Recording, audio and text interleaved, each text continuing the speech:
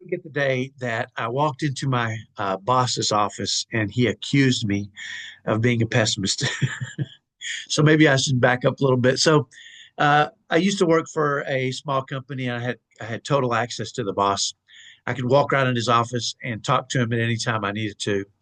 And we had a difficult customer, and this customer had been difficult for quite a while.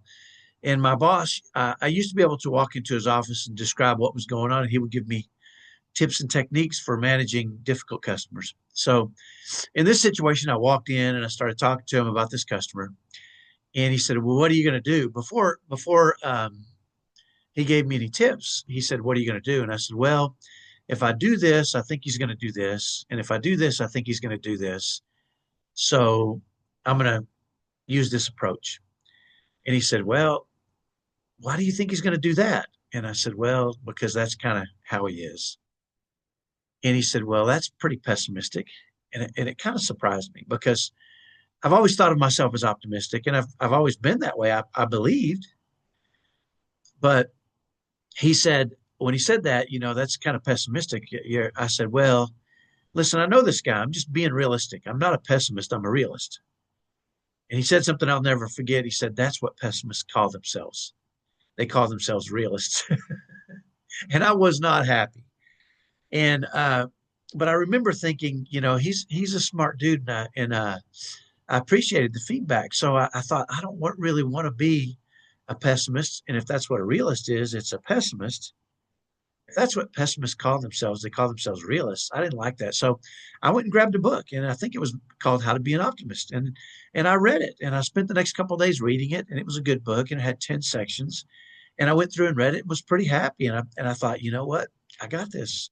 I'm an optimist now. And I won't be a realist.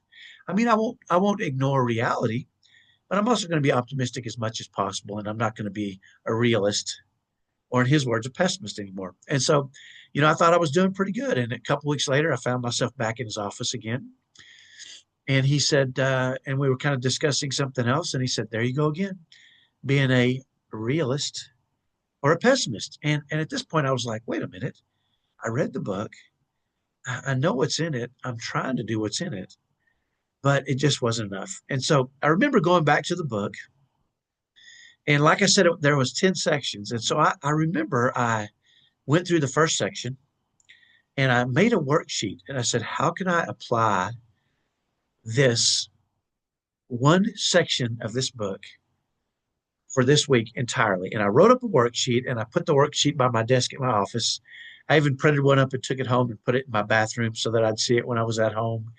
And I really focused in on that one section, one of 10 section in this book. And at the end of the week, I went back to the book and I pulled out section 2, and I made another worksheet and what the things that I was going to focus on that week, and did it in week 2. In week 3, I did week 3, section 3. And in week 4, I did section 4. And I remember when I was on section 4, I ended up back in my boss's office, and he said, "Hey, I just wanted to tell you I'm seeing a difference. I can tell you're doing something. What's going on?" And I realized in that moment that it was starting to work, right? And so I shared with him what I had been doing, and I said, I got another 6 sections, so I got another 6 weeks of this, but I really feel like it's making a difference. And he said, it's interesting that you're doing that and that I'm seeing such great results. And he said, that makes me excited, but it also makes me realize how often we as individuals read things and we say, okay, I understand now. And then we go back to business and we don't actually take the time to apply those things and absorb them into our lives and make them part of our character. And this is what he was telling me. He said, "Will you do this with me? Can I do it with you?" And I said, "Well, you're 4 weeks behind, and I'm not going to go back." I said, "But certainly I'll give you my worksheets." He said, "Well, give me a copy of the book and just send me your worksheets if you don't mind." And I said, "Well, I don't see you as a pessimist or a realist." And he said, "Well, you might not see it, but sometimes I think like that. So I'd love to kind of do what you're doing." And ultimately, he ended up doing it too.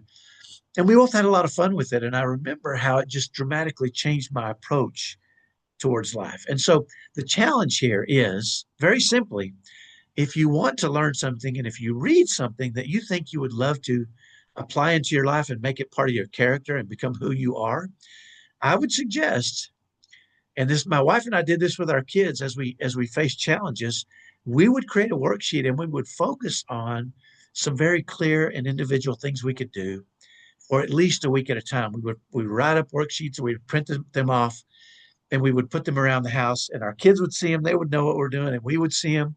And my wife and I would work together on this. And I remember on Sunday nights, we would sit down and we would look at our worksheets and we would say, it's been a week. Let's ask ourselves these questions. What did we do good? And what could we do better? Now, we didn't critique each other. This was all personal critique, right? What could we do better? And what is our next focus for the following week? And it made a huge difference for us as parents. It made a huge difference for our kids.